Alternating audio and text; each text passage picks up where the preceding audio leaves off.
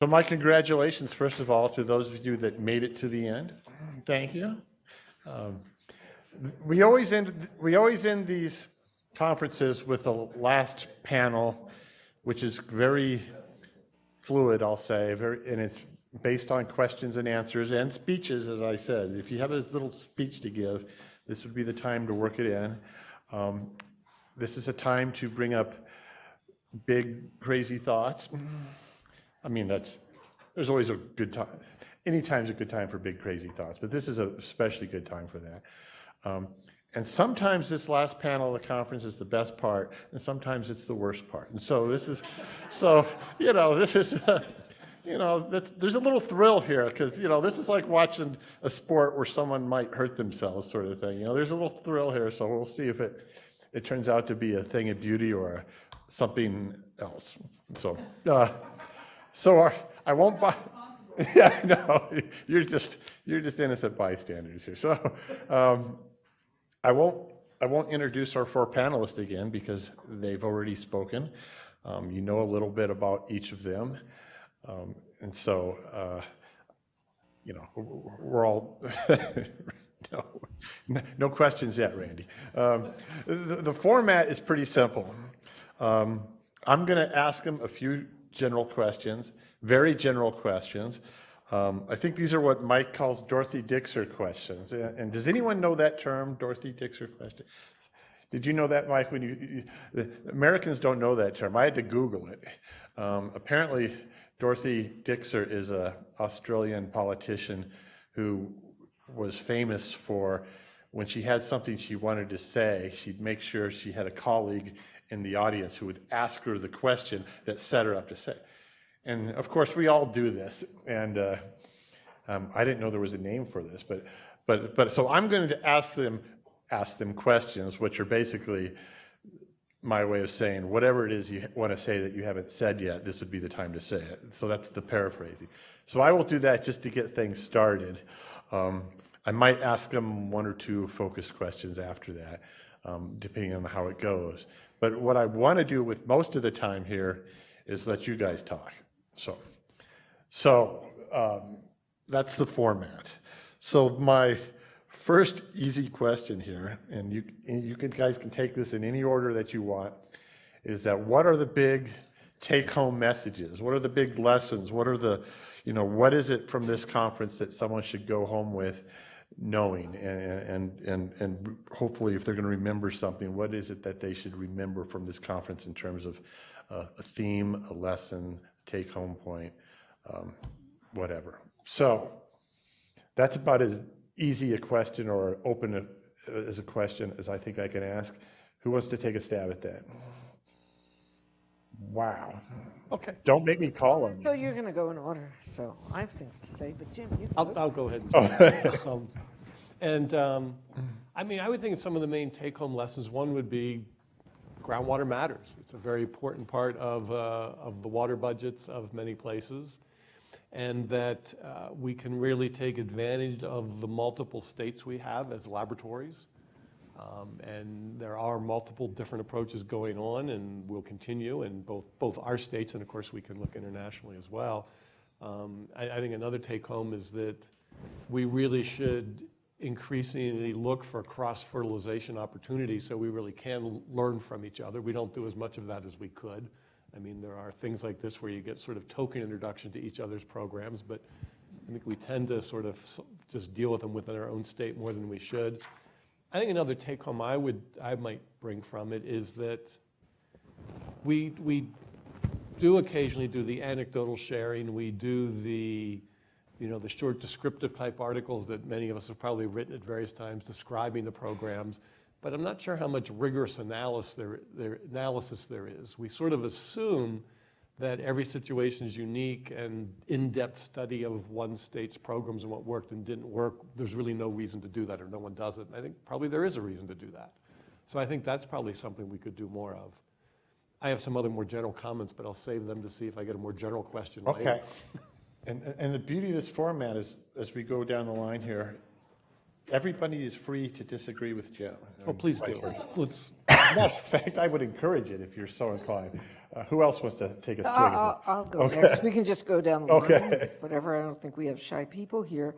But I've been thinking about the other part of the Australian thing is just, as you, Doug, suggested, you give the answer you want to give regardless of the question, right?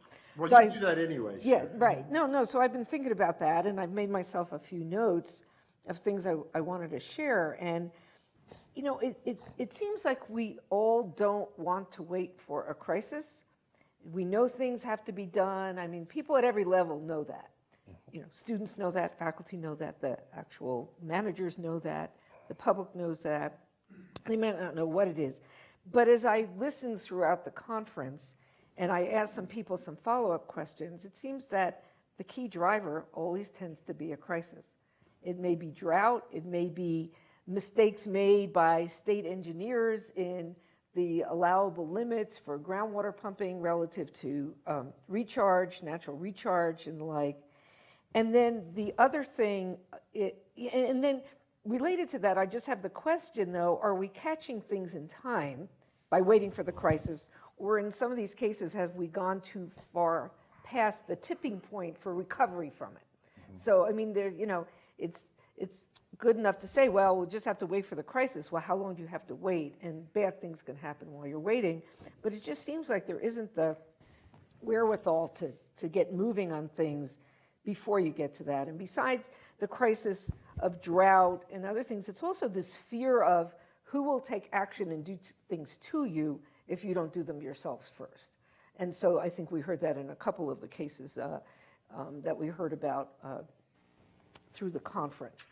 So that's the main thing. The other main thing I want to mention is that when it comes to groundwater, I think what we repeatedly heard is it's very local, conditions vary, and so the solutions really have to be bottom-up solutions. And the ones that are working are where you have the folks who are the users getting together and figuring out what can work for them and with everybody else. So this whole idea of bottom-up, full engagement to get to solutions. So I'll leave it at that for now.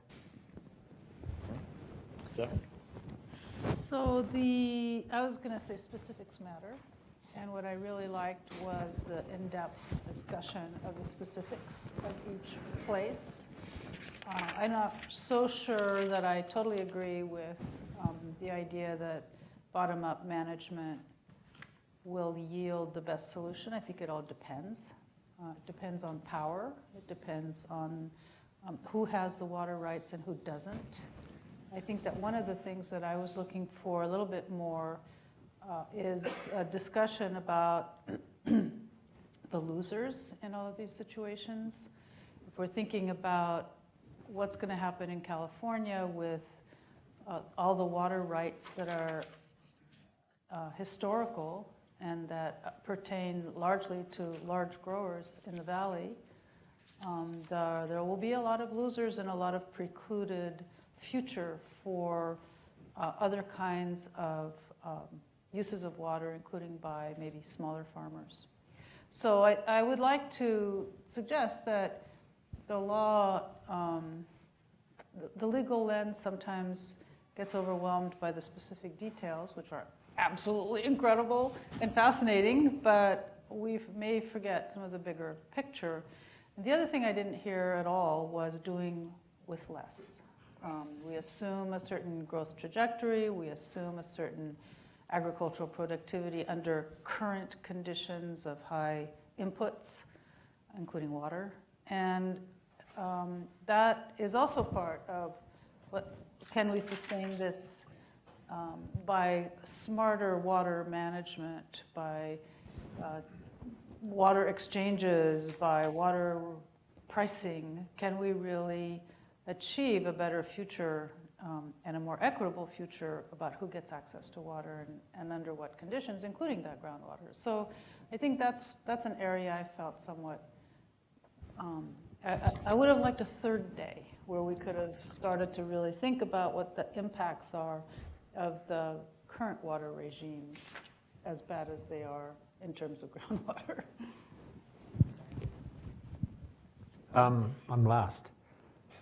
I think that groundwater users will solve America's water mess, not surface water people. I've been noticing this around the world, that the sharing systems that I worked out in Australia, I worked out first with the groundwater community. Because they're smaller, and you can go to places like the Diamond Valley, you can sit down and have an honest discussion about what a state-of-the-art system would look like. And I'm noticing already now in California, in the community that's gone furthest, where they use ground and surface water conjunctively, the farmers who are doing both, using surface and groundwater, are saying, as soon as we've got this working in our groundwater system, we're going to turn around and do the same thing in the surface water system. And they know that is part of the whole state water project. And that's a big journey, but they're excited about getting it right. So I think you've got a much greater chance of working it out without all of the big stakeholders involved and the huge, massive companies' investments. So I'm very, very optimistic that this conference is very timely. I think you've got a much better chance. I'm inspired by some of the talks that I've heard, so well done. I disagree with Sharon on what I think is often said, that every system is different. While every system is different, there are some common rules that are very, very important to get right. And I think the tension in California around forgetting about trying to define sustainable yield as a whole package is important. There are issues like sustainable yield issues, but there are issues about where you optimise the stock of water. You can deplete for a long time intentionally. I've worked with a community in Australia who decided consciously that their groundwater table was way too high, and they consciously decided to drop the water level quite a bit. Now in that region it made sense, but there are ways you do that. So what's sustainable needs to be unpacked, and that's very important.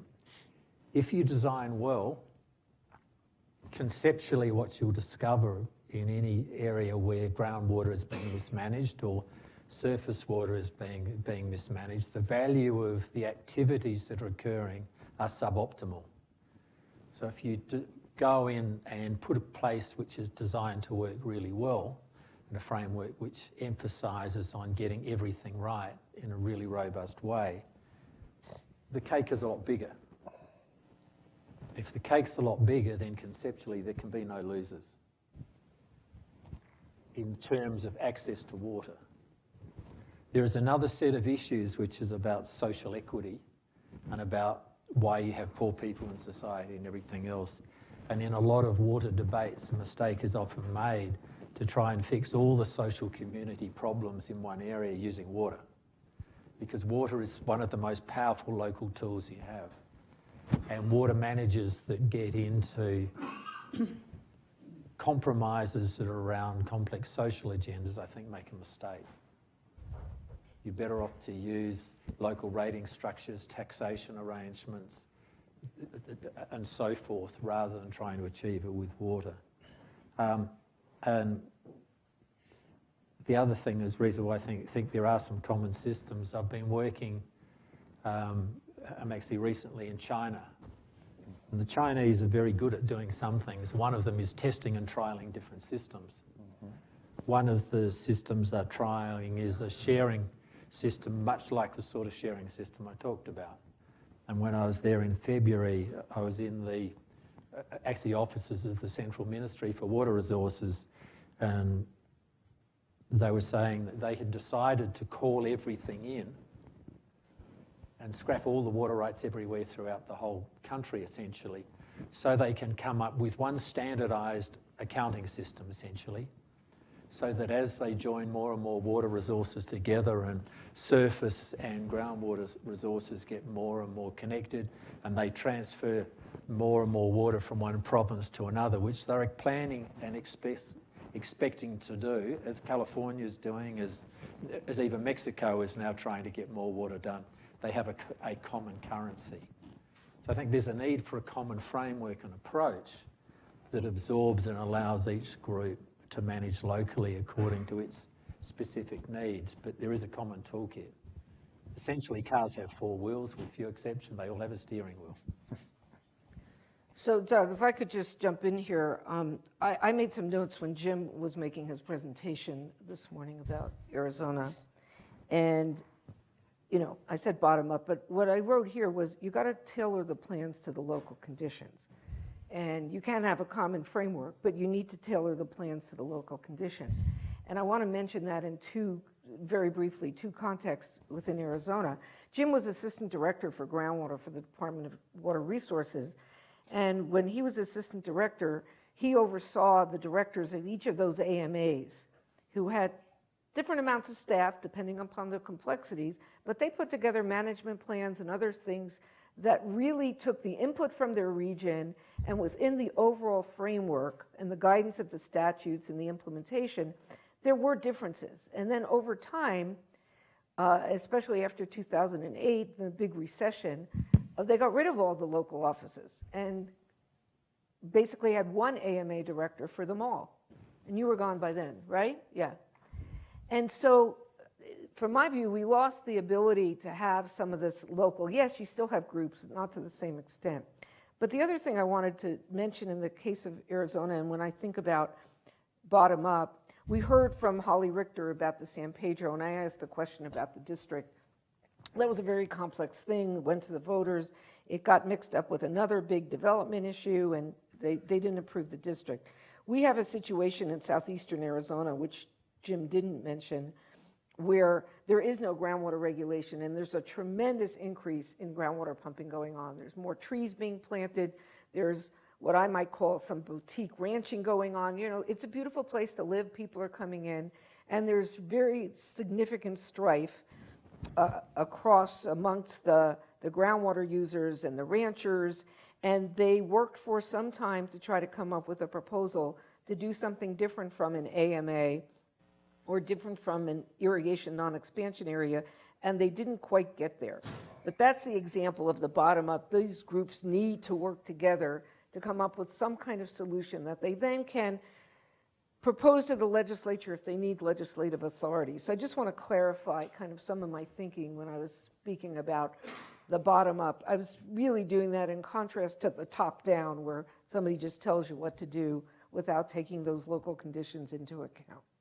Maybe something I would add to that is that I think that I might distinguish between two separate things. One is, what are the tools we need? What are the techniques and tools? And I think I'd agree with some of the comments that you made that there is kind of a standard set. The tools aren't all that different. We may apply them differently, but there is a set of tools we can all learn from, but none of it's going to work without the local buy-in. And that's kind of blending the set tools with the bottom up, because often that buy-in is the bottom up, which isn't to say that it might not require something to drive it. I mean, we've all talked about, in Arizona, it was the Secretary of the Interior saying you're not getting the Central Arizona project unless you pass a Groundwater Management Act. Of course, the governor of the state asked them to say that, but we're all used to that kind of political dynamic. But one of the things that I'll sometimes talk about as I get to the end of my talks is, people will ask, are we sustainable, right? And so, I kind of put that as the infrastructure, the programs, the institutions that we have today, are they adequate for what we're going to need for 20, 30, 40, 50 years out? And I think the answer is, well, of course they're not. That's the wrong question to ask. And I think the question to ask is, from where we sit today, can we evolve to what we will need? Do we have the management capacity today to build to where we will need to get? And I think a question to ask here is, will we evolve towards those, or do we need a more significant crisis to force a paradigm shift? Not that this would be it, but will there be a crisis in Arizona enough that we'd say, we really need to integrate groundwater and surface water? And I'm not saying we do or don't, I'm just raising that as the kind of, or to completely rethink, as was talked about with LA area, completely rethink the model of how much water do we need.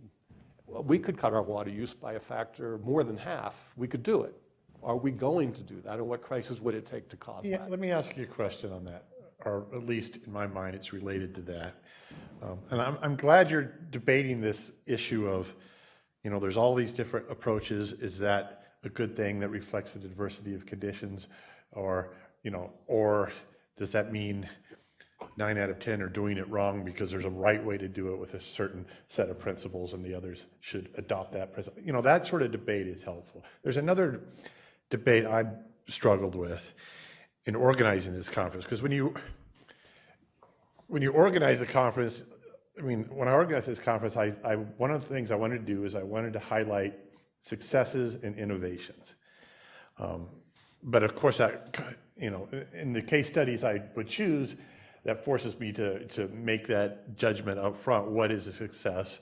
What is worth highlighting? And the thing I struggled with most, and I want your reaction to this, is that the West is full of cities that grew up on groundwater, and they grew and they grew and they prospered and they used their groundwater, and they got to a point where they said, this groundwater isn't big enough for our city.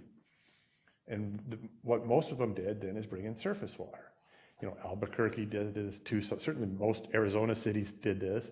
LA certainly did this. Las Vegas did this. And almost in every case when that is done, it is described as an effort in diversifying their water supply, and it is viewed largely as a successful effort.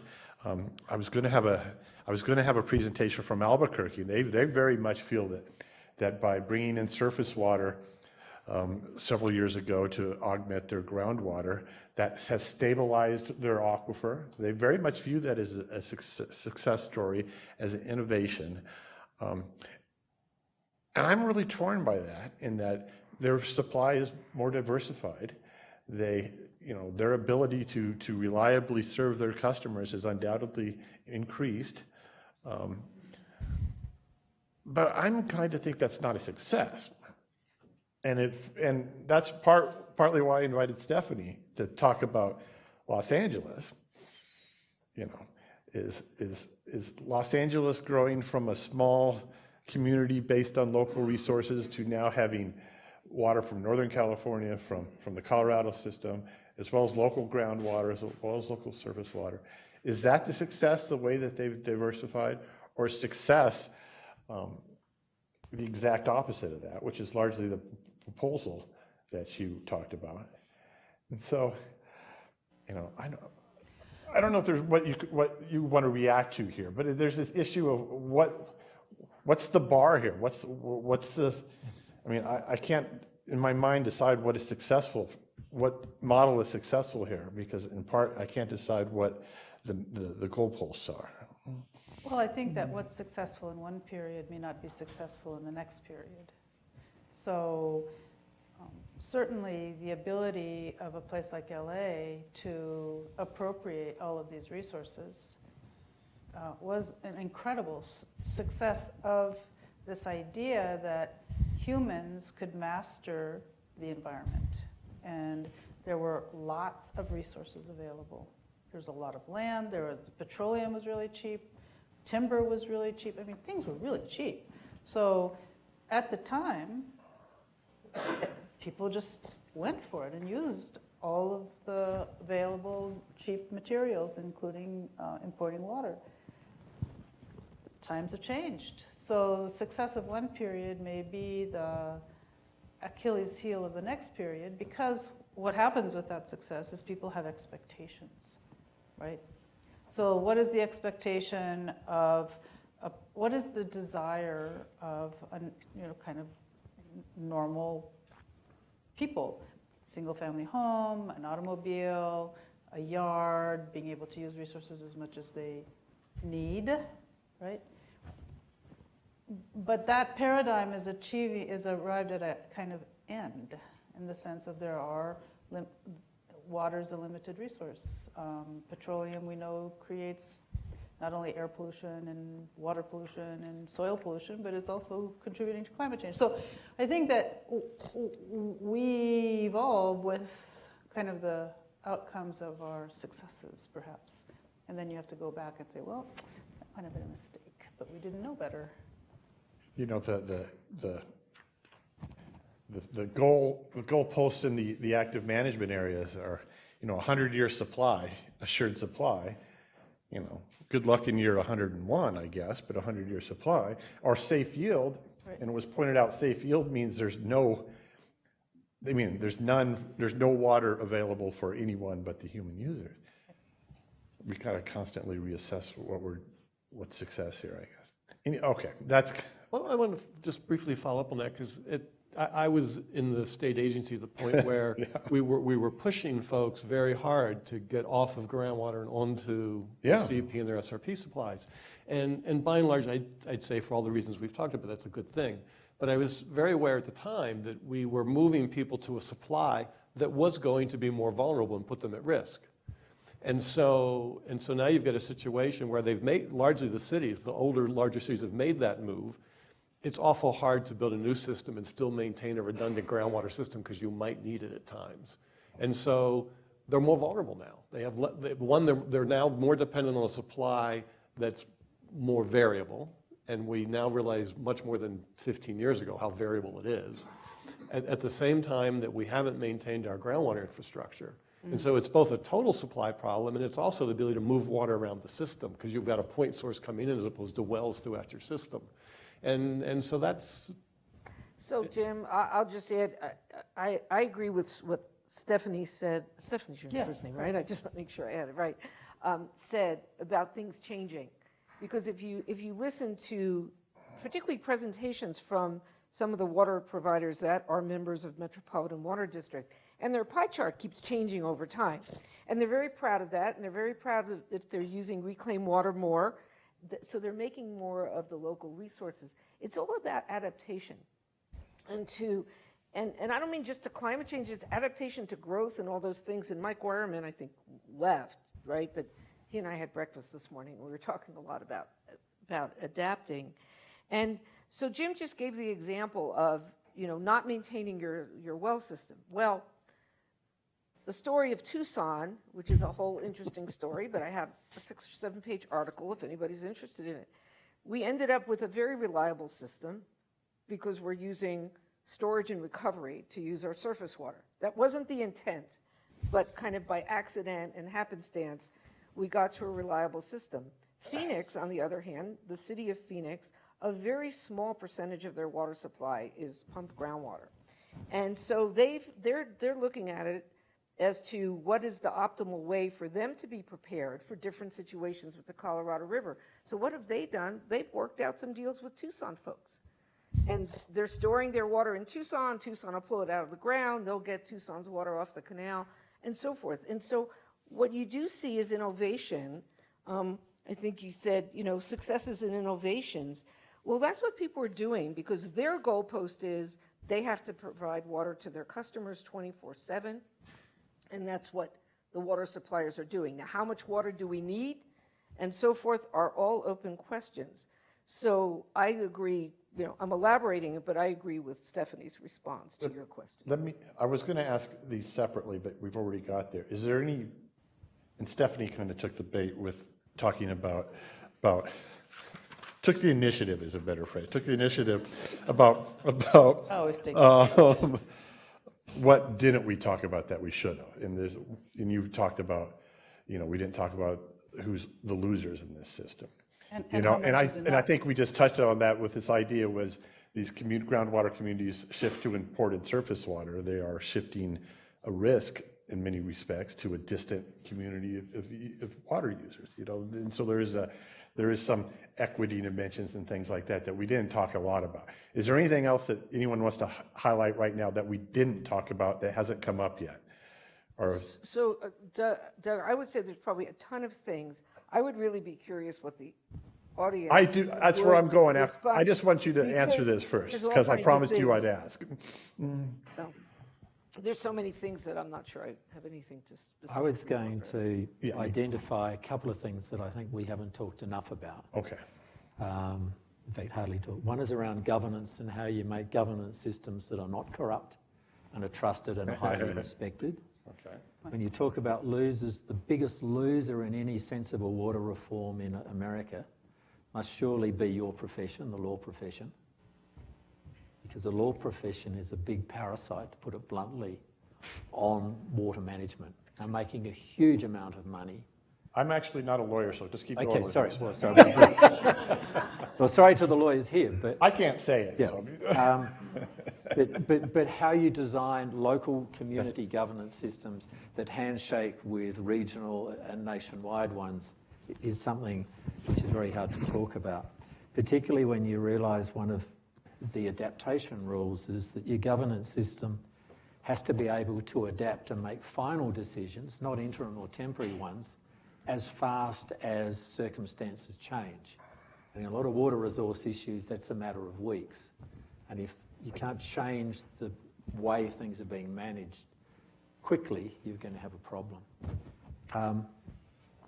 And then the other part, which is also very hard to discuss here, but which came up from your presentation, is how you transition from unmeasured systems to either metered systems and bring accounting integrity in it, and how you do that fairly, equitably and quickly.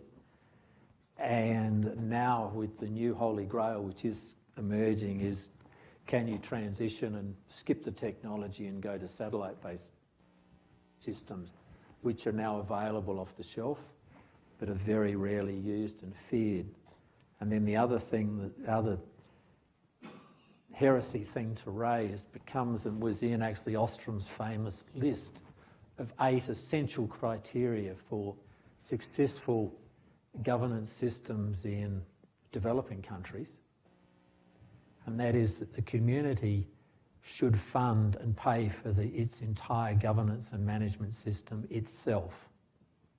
And as soon as you become dependent on money coming from outside, sooner or later you will lose access to that money and your system will collapse. So the golden rule is always design a system which the community itself can afford to pay for and afford to manage.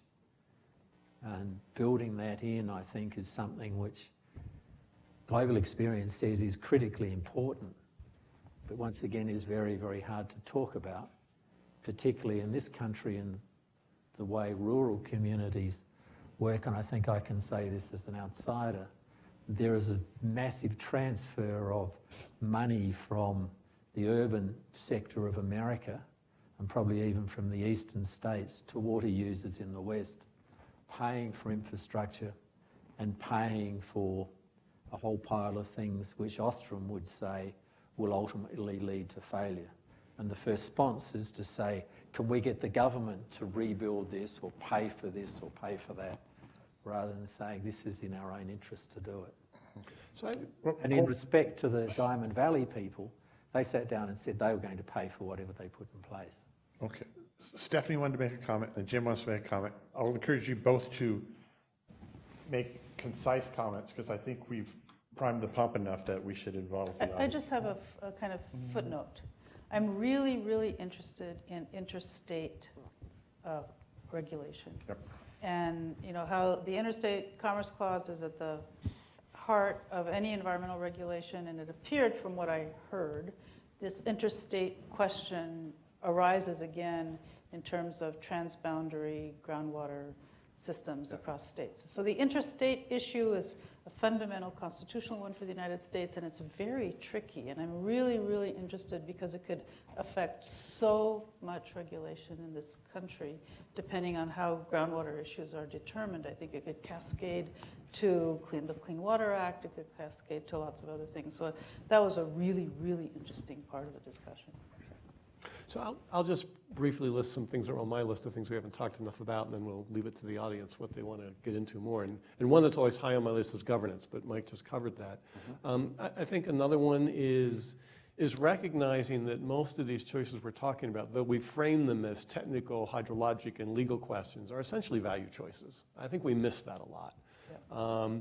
I think that, to me, a big question is, how do we take these things we have that tend to be fairly rigid laws and build sort of an adaptive management capacity into them? And I know that is not a trivial thing to do, because law partly works on certainty. How do you take a probabilistic thing like our future water and write a regulation on it?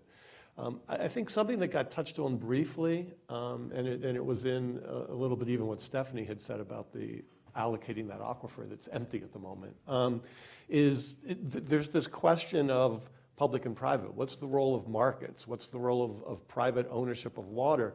And in many cases, as we allow more recharge, we are basically selling aquifer storage. If we're letting someone claim that that credit is theirs, we have sold aquifer storage to that person. And I think there's much broader ways we can look at this question. And I'll stop there. All right. Okay, we've primed that pump as good as it can be primed. So let's see what the audience has to say. Yeah. Sean's got a mic for you. Okay. I was going to respond to your question about what we didn't talk about. I noticed that I'm one of the only Californian people at the conference, but the irrigated lands program there is becoming a huge regulatory program. And we talked about water quality, but it was more in the water quantity context. And pure water quality in the non-point source context is becoming a huge issue for ag in California. So I think that's a topic worth exploring.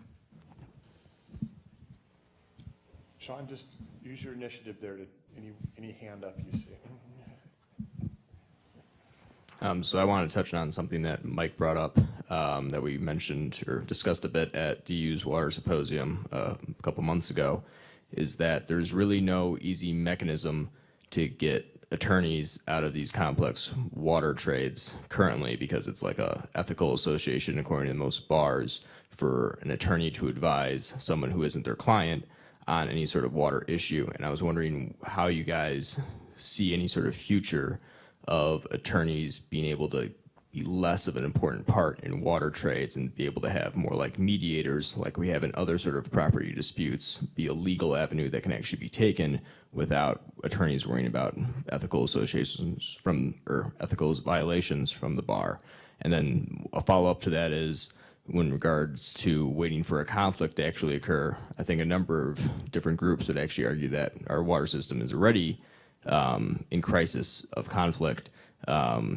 Biologists or environmentalists would say that we are definitely in a crisis state when it comes to our flows, and that maybe Native Americans or other federally reserved water rights have been in crisis for decades, and there's no easy avenue to resolve those crises or conflicts without bringing attorneys in. So I was just wondering if you guys have any ideas on how to reduce the need for attorneys and therefore reduce the costs of trades and resolutions. Here's just one short comment I would share is, I mean, it's, reflecting back to my time in the agency, it was always amazing to me how many times on issues that were not necessarily complex, folks would send their attorney to talk to us. And it'd be like, look, you don't need an attorney for this issue. Now, granted, on some issues where you write in a 75-page rule package, maybe you almost do. But I think that without trying to deny that there are places where it's a legal issue, and you're kind of getting a legal issue, so I'm not saying people might not need an attorney there, but I would say there's an over-reliance on both attorneys and engineers to solve some of our water issues, and they have a valid role, but the more we balance that, the more we might balance the perspectives that are brought to the fore. I just would say that it probably depends on things. I grew up in New Jersey, and in New Jersey, you can't do anything regarding selling a house without a lawyer. I mean, it just has to be done by a lawyer. Whereas in Arizona, these things all don't have to be done by lawyers. No lawyer. And so I'm not sure, actually, I agree with your premise that a lawyer has to always be there. I think that legal advice and input is useful because the lawyers can tell you what's doable under the framework and what isn't. But I'm not sure, maybe I don't understand your question or your point, but I'm not sure it's all that dependent on the lawyers. I think the parties have to agree what they want to do, and then the lawyers help them get it done. So I'm not sure I see that much of a problem there. I don't think the need for lawyers will ever go away. Is Brad Udall still here? His father always had the great quote, he was the first lawyer in such and such community in Arizona. and business was slow, but then another lawyer moved in and business was so something like that. That's a liberal paraphrase of a Mo Udall-ism. So, But I think it comes down to designing systems that have integrity and thinking carefully about what you're going to do. You can set up processes where, for example, even land titles are only on a central register. I'm horrified when I go into the county offices in California and the same in Nevada to find that the records are typically as long as a year behind what's happening. Running a system which needs lawyers because the administration is inefficient. You have good accounting systems and you not have self-reporting, you have electronic reporting so that the instant a meter ticks over, it goes straight through into an accounting system. Then there's no need to have everything being checked because it's all automated.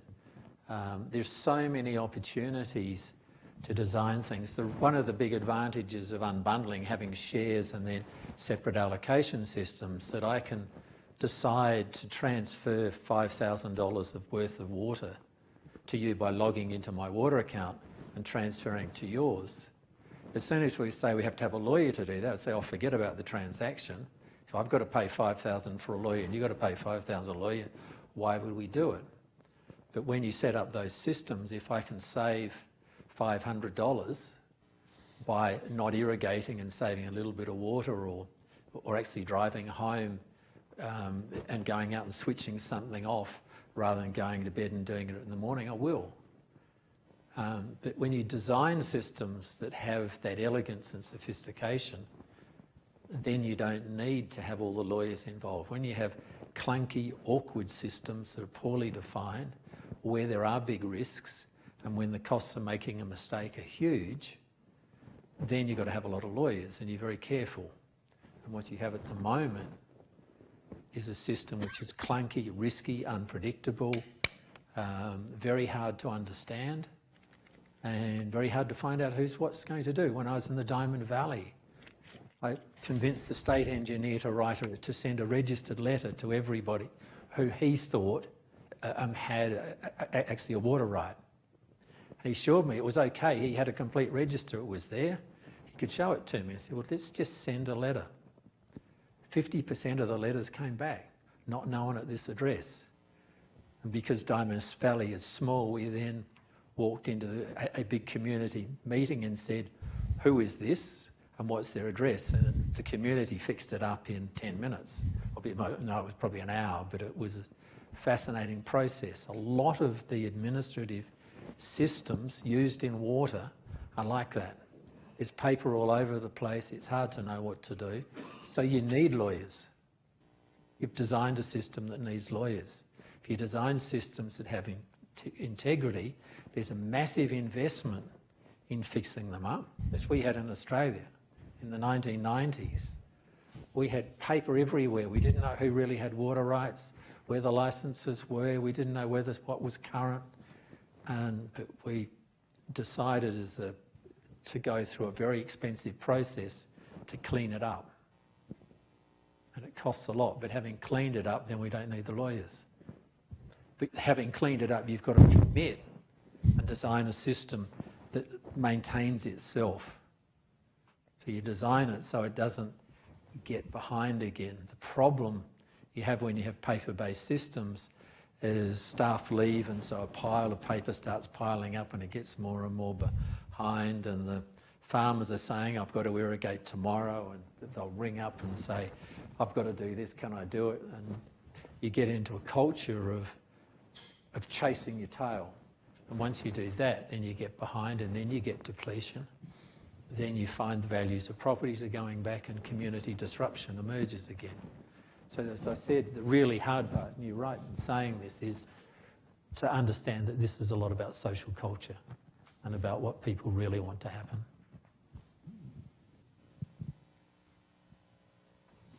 Dave? I came from a conference Monday, Tuesday, Wednesday on springs. And if you were to ask me what was not covered here in this one, I would say although we had a talk by the Nature Conservancy on the San Pedro and on border issues and some in-stream stuff, it's sort of an appendage.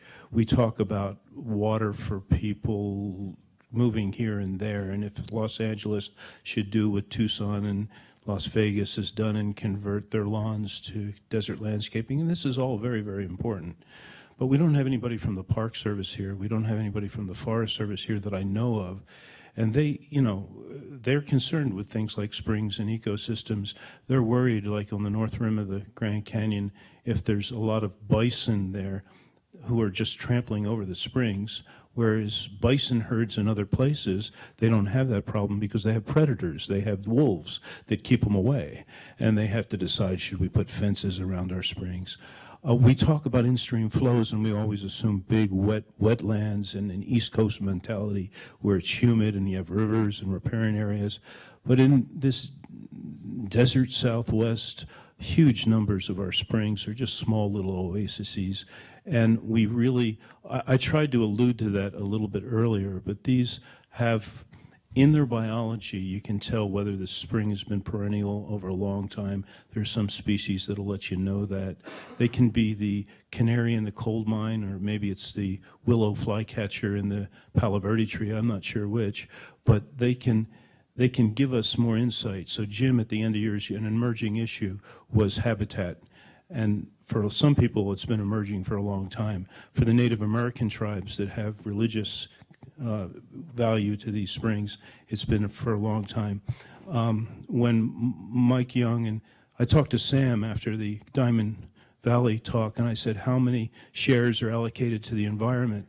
And Sam didn't have any. And success might be measured by all the people in Diamond Valley agreeing on allocation of water, but if the group doesn't, there are springs around the edge of Diamond Valley, and that's where a lot of the vegetation is, but certainly nobody considered the previous condition and the wildlife before development, before agriculture went in, and what's preserved. And further, what in the valley next to Diamond Valley, what species, how the web goes. So if I were to pick something that we didn't do well here, I don't think we represented the parks. The AMAs don't cover a lot of northern Arizona. We didn't have the Forest Service people here, and we probably would have a little bit different perspective on water if we had had a little bit more of that. I think that's right. I just would briefly add, I think that I'd say my awareness has just been increasing by talking to people like Abe Springer about what percentage of flows in the Grand Canyon, what percentage of flows in the Colorado River is actually originates in springs, and I think that's around half. And I think there is, even amongst those of us who have spent our career doing this work, we don't really recognize or appreciate that. So as I talked to my son about, we're helping start this Babbitt Center for Land and Water Policy, and my son, who at the time was working at the Spring Stewardship Institute, was very quick. He said, well, Dad, you know what it is where land and water comes together? That's a spring. Well, one of the reasons I like the idea of moving towards 100% local water in LA is because it relieves the need to supply LA year after year after year. And so those places of origin can have more water. So I didn't talk about that, but it's certainly a very important part of this idea of, well, we have resources. We should live within our means where we are. And that means behavior change. It means giving some things up, but gaining a lot of other things. So I think it's a really important point. I kind of besmirch Mike Young a little bit here by saying about Diamond Valley. That's fine. He has a system where he can account for environment. And I guess my point was not that he didn't set up the system correctly, but when success is measured with that system, it's measured by the people who have their own interests and may not have the interest of the environment. So the system that Mike Young has set up, he's been involved in the environment for years, and that can be allocated and taken care of very well. My point was not to say that the system was bad or your methodology was bad. What I meant to say is it's highly dependent on the people who finally make those decisions. And actually deep in the environment, or actually in the plan for the Diamond Valley, is a slot in there that enables that to be introduced should it be needed. I don't think it is in the way it's done. But I would add something else which is very important for most people to understand. If you think of I can probably do this, a tank of water. Here's your tank. When it's full, this is as much water you can ever have. There's a base flow bit that happens here. And then there's a bit in here which is used, and then there's the flood waters when you're lucky enough to have it. And this is an amount that goes up and down, and you're keeping the base flow. The horrible thing that most people don't understand is if the system gets drier, and I want to take the top off, there we are, you still need this much if you want the same environmental outcome. So the proportional cut, if you go into a drier system, that has to come on use is very frightening. If it's through a climate shift, as happened in Western Australia in Perth, where they've lost half their rainfall, or they've lost actually about 15% of their rainfall, now 20% on average. The average just dropped down as 20% less. When you realise that a large amount of that water is used up in just wetting the soil before it runs into a river, you'd lose about half your flows, which means that in the case in Western Australia, a 15% reduction in mean rainfall, which has happened, means that consumptive use has had to go down by 70%. Most communities don't understand the implications of going to a slightly drier regime. It's terrifying when you get the engineers to... Let me ask, there's a question I've been wanting to ask. This is the right time to ask it, I think. And that is, earlier when I introduced Jim and he was going to talk about the Arizona Act, I asked him, you know, is the Arizona Act really the gold standard of state groundwater? There's a similar question, and that is in larger interstate basins where I do a lot of work. The general consensus among the academics, at least over the last several years, is that there is a gold standard, and it's the Murray-Darling. And it's in part because the adoption of market principles, but also because the Murray-Darling approach recognizes the environmental need for water. There was a cap, there's a certain amount of water reserved for environment. There's government buybacks of entitlements to bring water for the environment. So there's this scheme that's based on market principles, about flexibility, also about environmental protection. Almost any academic that works on these interstate issues would tell you that's the gold standard. Yet my understanding is, and sorry if this is a sore subject, my understanding is the plan is eroding in front of our eyes to some degree. The politics are such that it's, if not falling apart, at least is being damaged to some degree. And my question is,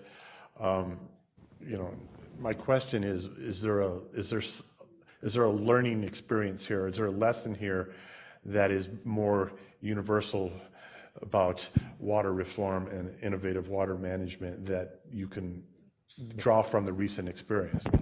I've got to be careful how I answer this without bragging at the sort of sense I'm bragging. I was one of the major architects of the thing. And what is about to happen is the biggest test of any transformational reform. It's part of the process I've been involved in and put a lot of effort into going around the world looking at successful transformational systems. When you throw out an old system and go to a new one, classically what happens is that everybody says, well, you've now got the state of the art, and everybody says, gee, this is the way to go. If you track through, normally happens is the people who are involved in designing it move on and other people come in. The old stakeholders then come in and reinvent and start to undermine it all. And there's normally a drop in performance, a serious drop in performance. What we've tried to do in the way it's been put together, the people who are on the inner sanctum of designing it, is a design of an institutional regime, if I can call it that, which is strong enough in design so it will fix itself up. I would be distressed if Australia wasn't publicly telling the world that it was in a mess. If you look in Australia, you'll see there now, I think we're up to number 15 inquiries set up in the last about 10 months being done. We've even got states, one state has set up a royal commission employing lawyers in another state to inquire into what went wrong in that state, and they're getting submissions from everywhere, and the other state's paying for it because they're committed to making this system work. But it was predictable it would happen. The basics is right.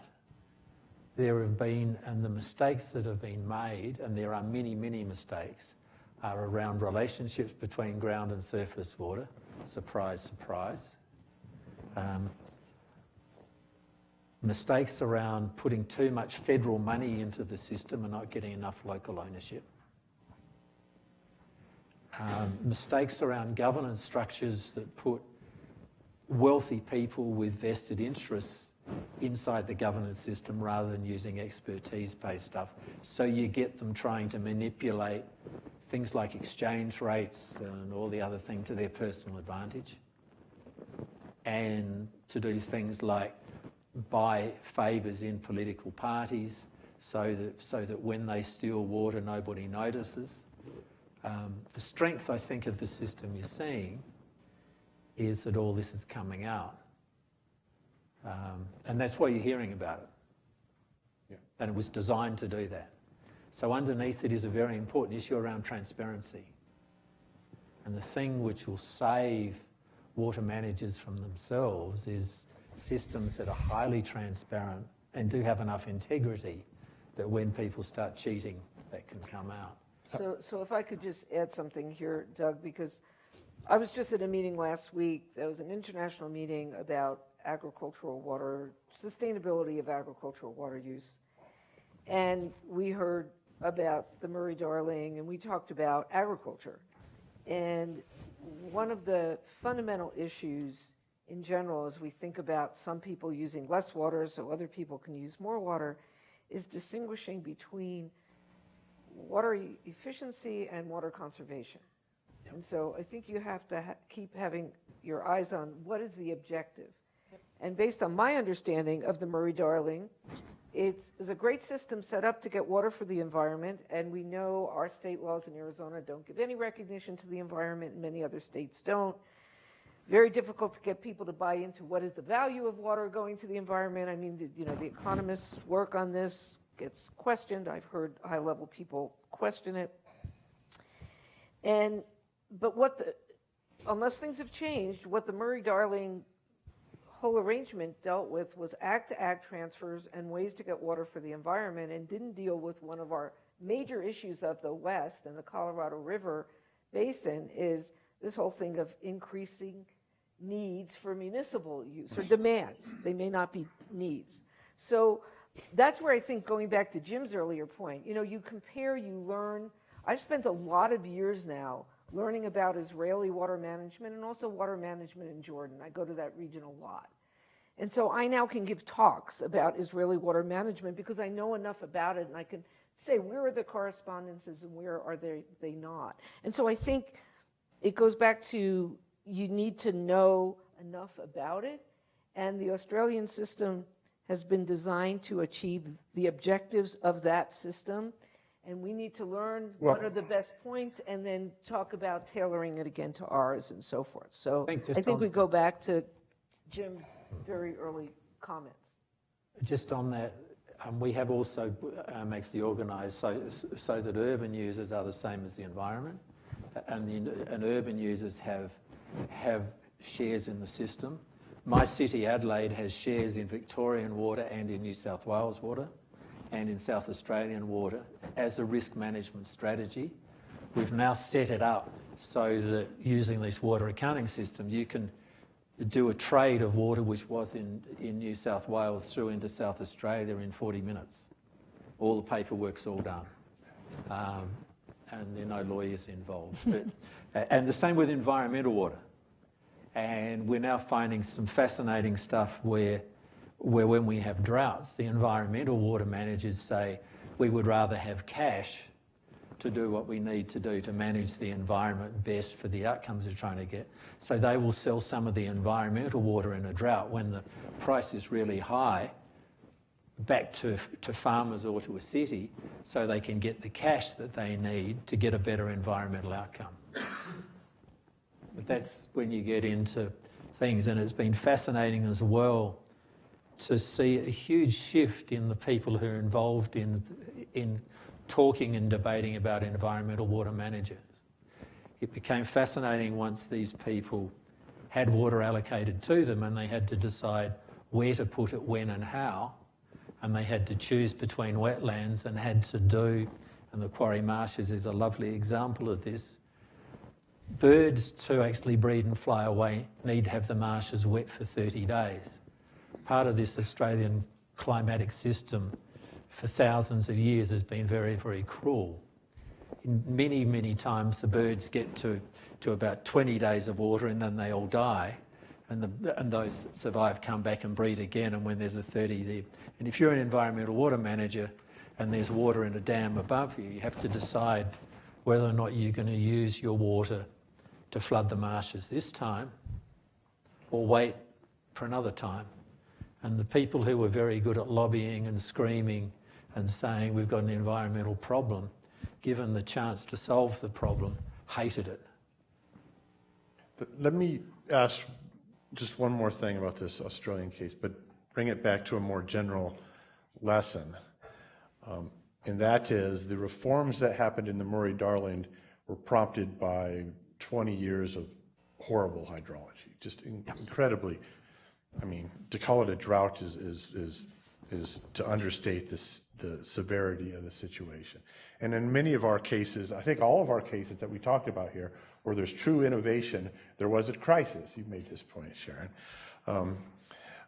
My question is, it started raining again in the Murray-Darling a couple of years ago. And is that part of the reason why things fell apart? Because the crisis went away, because we all see this a lot. Those of us that work in the Colorado River Basin know that very fruitful negotiations came to a screeching halt last year because it was a really wet year. I mean, well, take out the word because. It was a really wet year and things came to a screeching halt. So I guess my question is, it's really frustrating to think that the only time we can innovate is when we're faced with a crisis. But it's even more disconcerting to think that once we are innovating, once we are making progress in areas, that progress can go away as the crisis goes away, and it can erode. I think that's a misperception of what actually happened in Australia. Okay. The work was done before there was an environmental crisis. What happened is Paul Keating, who was Australia's Prime Minister, became very, very concerned that Australia was getting poorer on a per capita basis. And he gave a radio interview where he said he was concerned that Australia was on track to becoming a banana republic. Yep. And he said that the problem was government, and it was fundamental things in government, the way we were allowing, for example, states to compete with each other to attract car manufacturers. And so they would offer one car manufacturer millions of dollars to locate their factory in this state. And he said, but that just costs the nation. We're going to get the cars. So why do we do this as a nation? And there were a whole pile of other things. Things like paying farmers not to farm. He said, this is crazy. We've got enough food, we can feed ourselves, so why do we do it? And a whole pile of things. And one of the things he identified was gross failure in the management of water. And he said we need to go, advised by some economists, to have a market for water.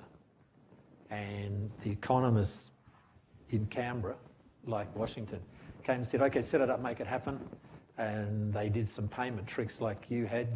You had to put they had to put a water trading system in place without knowing how to do it. And the water managers were told to do it or they'd get fired. The first water manager who missed the milestone was fined $25 million, or actually his department was fined $25 million. The federal government took it, and sent it to everybody else and said, congratulations on making your first milestone. Sydney Water missed it. Here's Sydney's water. The Sydney actually water director had his job for about 1 second longer from that being set out. That drove a mess. You're right, it was a mess. And then a whole pile of people came in and said, we're going to redesign the system. Let's redesign it from bottom up.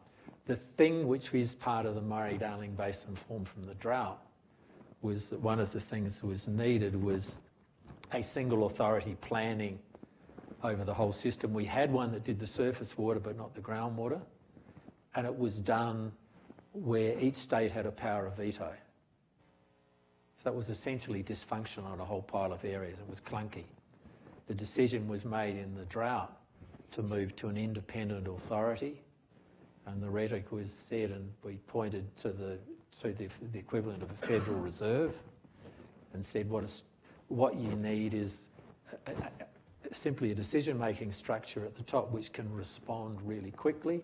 The model we pointed to was the Federal Reserve, or the equivalent, which actually here in America, you appoint the experts to it, they set they actually bond rate, and even your president doesn't overrule what decision they make yet. Yes.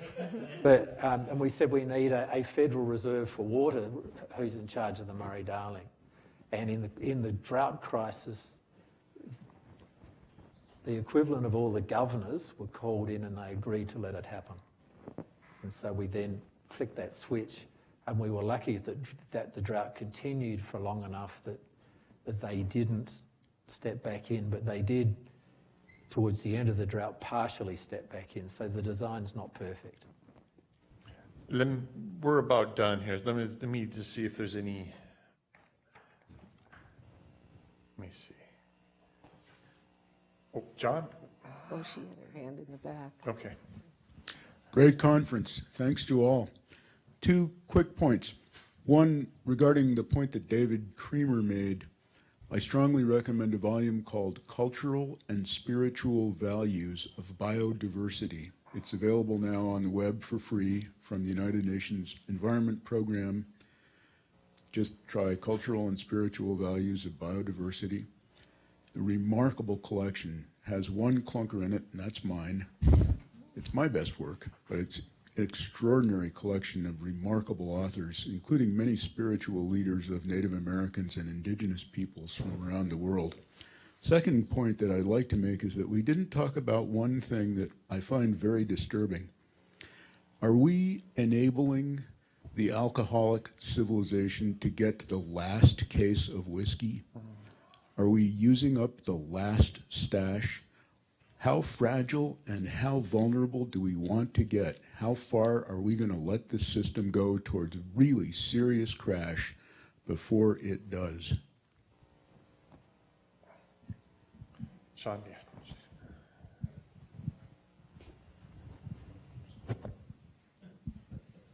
I keep thinking of Al Bartlett. Yeah. The thing that we're not addressing here is Yeah. what's the carrying capacity of the Southwest, of the country, of the world. And I think that's our limit. This management is a way of moving forward, but ultimately the population is going to, as you were saying, there's a limit. And has anybody determined what that limit is?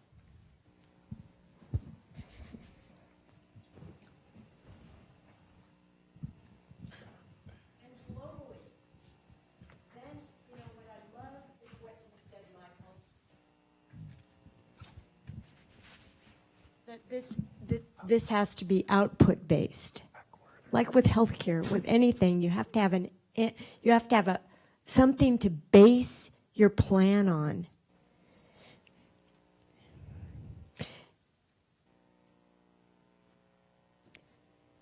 And I don't think anything can ever really be substantive if we don't have that. So I totally agree with Lisa. Then you can set up the system to try different things, and there can be an open market because it's output based, and whoever rises to the top can do what needs to be done. We have one more question, Sean, in back. It took a while, but I see you back there. My vision's not very good.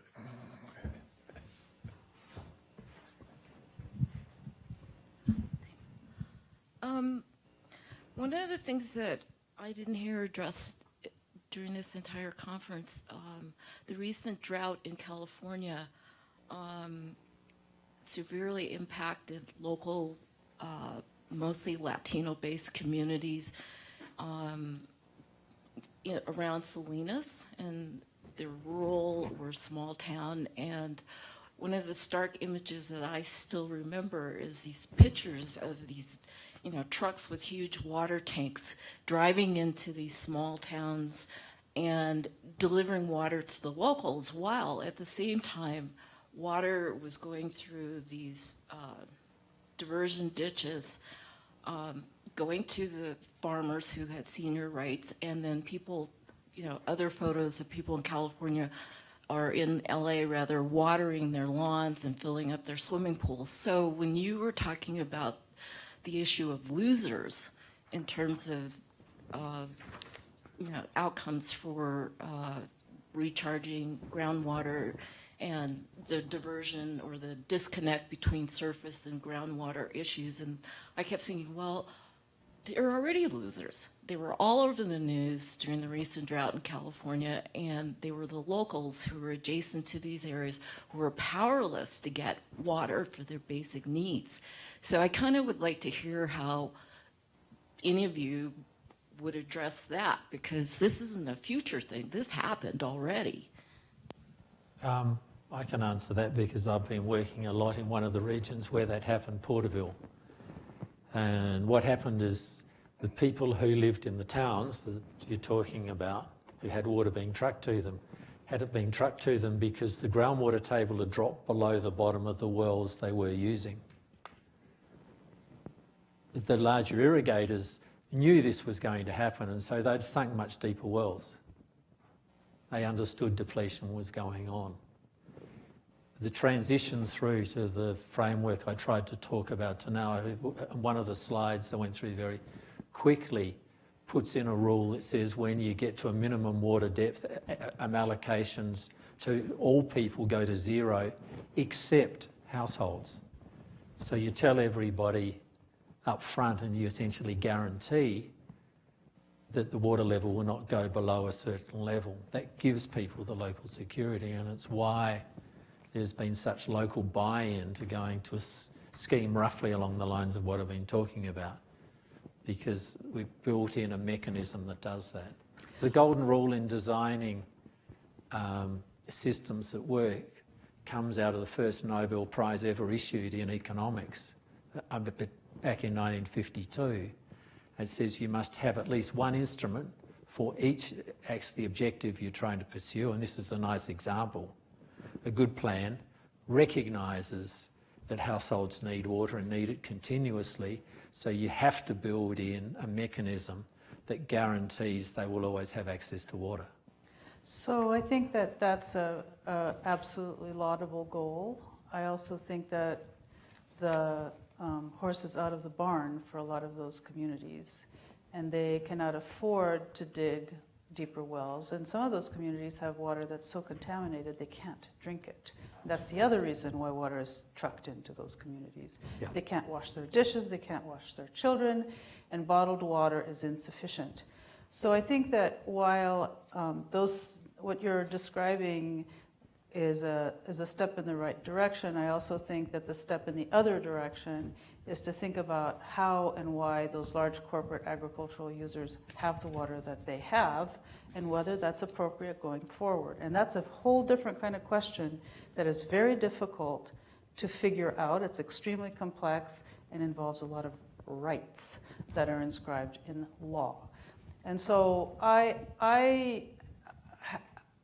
have a little less patience, actually, for the discussion and the arguments around water markets, water pricing, when you look at the impacts on local communities or the ability of local communities to engage in any of those processes as equal partners, informed partners, one of the things that water markets or markets in general need is good information. And they also need trust.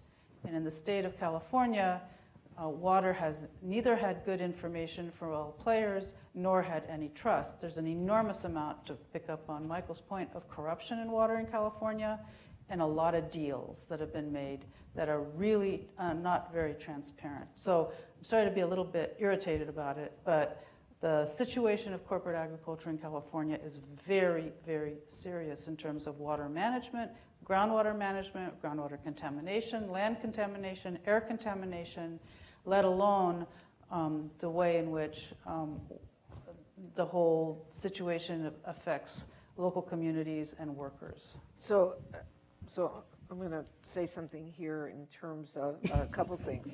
First of all, I'm a trained economist, and I'm not confident that markets are the solution to everything either. We've talked about losers. I think Michael earlier, maybe even earlier today, talked about, well, there's enough gains to distribute. Well, there's two things about reality, at least, that have to do with losers and gainers and being all better off. And one is, first of all, the whole situation depends upon the initial distribution of income.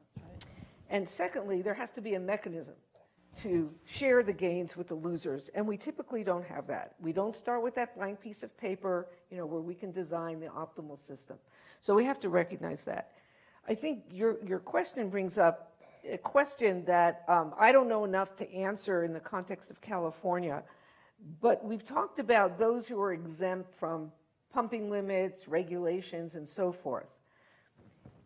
I don't know who all ends up being exempt from the Sustainable Groundwater Management Act and don't have to form these sustainable groundwater agencies and do all these things. So are some of these people left out of this effort to do the improved groundwater planning? I don't know enough to answer that, but your question raises that question in my mind specifically about California. We know there are exempt people all over the place that are on their own systems and so forth, and wells run dry, and it's very painful. But anyway, that was all I wanted to say on that. Jim, unless you have something you really want to say, I think, okay, great conversation. I'm having fun, but I need to let you guys go. So thank you. Thanks to our panelists, not just for this panel, but for participating. Thanks to all the speakers that hung around. Thanks to the audience. There's not much point doing this without an audience. Thanks to sponsors. Thanks to the sun is shining.